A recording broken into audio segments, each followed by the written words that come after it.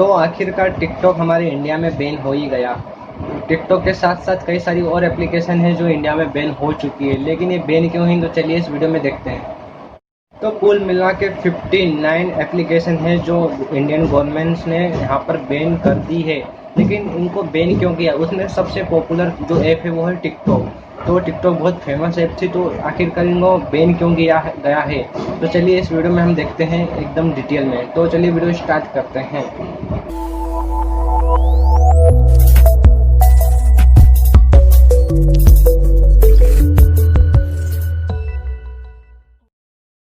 आप सबको पता चल ही गया होगा कि टिकटॉक बैन हो चुका है, लेकिन बैन क्यों हुआ कई सारों को लोगों को अभी तक पता नहीं है कि बैन होने का कारण क्या है। तो मैं इस वीडियो में वही चीज़ें आपको बताने वाला हूँ कि इनके पीछे का क्या कारण है कि उनको बैन करना पड़ा।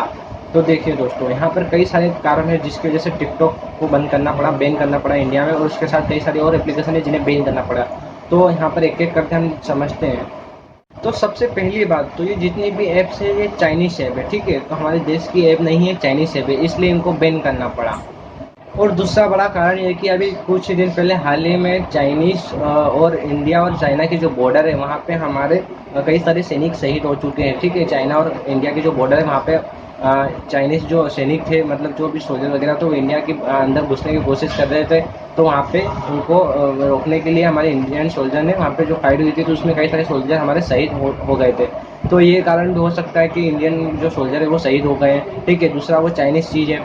तीसरा हमारा जो डेटा है, इंडिया का डेटा, वो पूरी तरीके से उसका कंट्रोल चाइना के पास था, ठीक है। वहाँ पे हमारा जो टिकटॉक एप्लीकेशन है उसके ऊपर चाइना जो सरकार है उसका पूरा हक था कि उसका डेटा यूज कर सकता है। तो चाइना का एक नियम है कि वहाँ पर कोई भी कंपनी अगर वहाँ पे बिजनेस करना चाहती है तो उसको उस कंपनी को उसका पूरा डेटा चाइनीज गवर्नमेंट को देना पड़ेगा। जब भी चाइनीज गवर्नमेंट मांगे तब उसको पूरा डेटा देना पड़ेगा। तो हमारे इंडिया का काफ़ी सारा डेटा जो है वो टिकटॉक के पास था, टिकटॉक एप्लीकेशन के पास था। अब चाइना जब चाहे तब उस डेटा का यूज कर सकता है। और हाल ही में अभी कुछ सैनिक जो शहीद हुए हमारी बॉर्डर पर, उसके कारण इंडिया और चाइना के बीच में काफ़ी सारा तनाव बढ़ चुका है। तो हो सकता है चाइना कुछ हमारे डेटा का गलत उपयोग करे।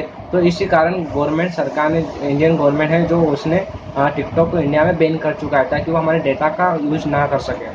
और टिकटॉक के सारे कई सारे और एप्लीकेशन है, जैसे ब्यूटी प्लस हुआ, एक्जेंडर हुआ, और कैम स्कैनर हुआ, ये शेयर चैट हुआ। ये सारी कई सारी फेमस एप्लीकेशन है जो साथ साथ टिकटॉक के साथ साथ बैन हो चुकी है। तो टोटल 59 एप्लीकेशन है जिसकी पूरी लिस्ट आपको डिस्क्रिप्शन में मिल जाएगी। वो पूरी तरीके से बैन हो चुकी है। अभी आप प्ले स्टोर पे जाके देखोगे तो आपको नहीं मिलेगी। कुछ एप्लीकेशन है जो अभी अवेलेबल है प्ले स्टोर पे, लेकिन थोड़े टाइम बाद वो भी वहाँ से हट चुकी होगी।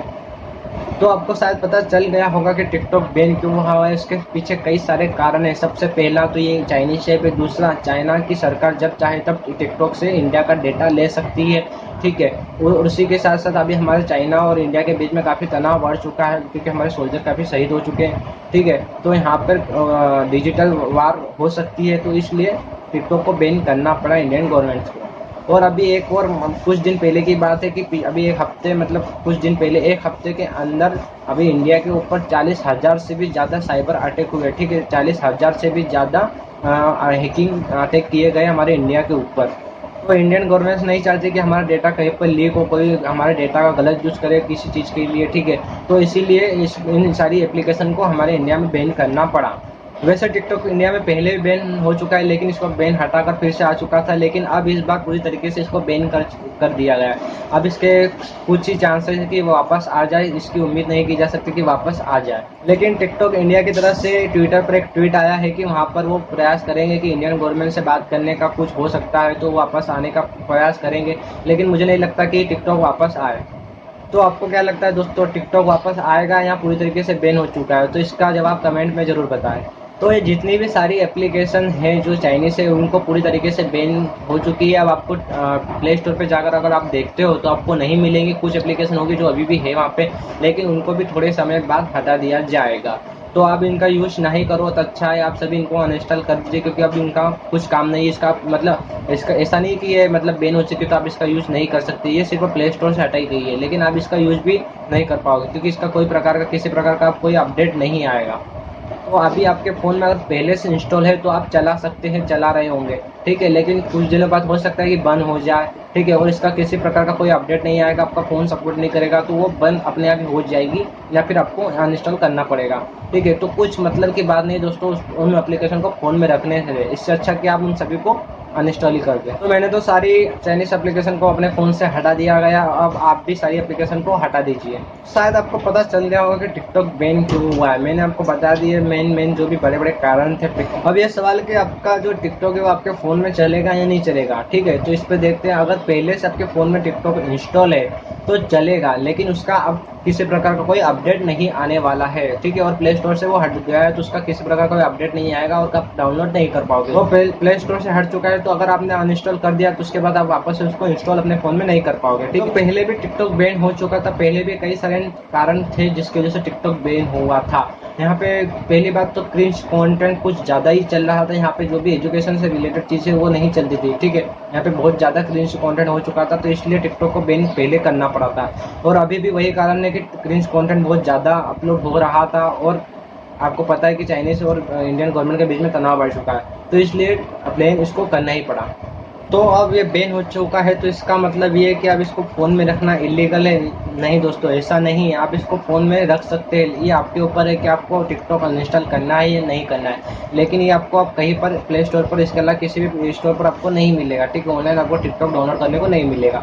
अब ये आपके फ़ोन में है पहले से तो वही है, ठीक है। लेकिन इसको फ़ोन में रखना इलीगल काम नहीं है, आपके ऊपर है। आप चाहे तो उसको हटाए ना रखें, ठीक है। लेकिन ये चलेगा ही नहीं तो आपको रख के क्या करोगे? तो इससे अच्छा आपको अनइंस्टॉल ही कर दो।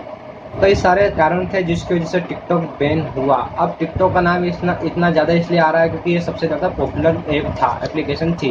लेकिन टिकटॉक के जैसे ही कुछ एप्लीकेशन और है प्ले स्टोर पर जो हमारे इंडियन है और इंडिया में ही बने, तो आप चाहे तो उनका यूज कर सकते हैं। जैसे कि एक रोपोसो नाम की एप्लीकेशन है जो हमारी इंडिया की है। तो कई सारी एप्लीकेशन है जो एप्लीकेशन आपको इंडिया की बनी हुई मिल जाएगी जो सेम टिकटॉक जैसी, ठीक है।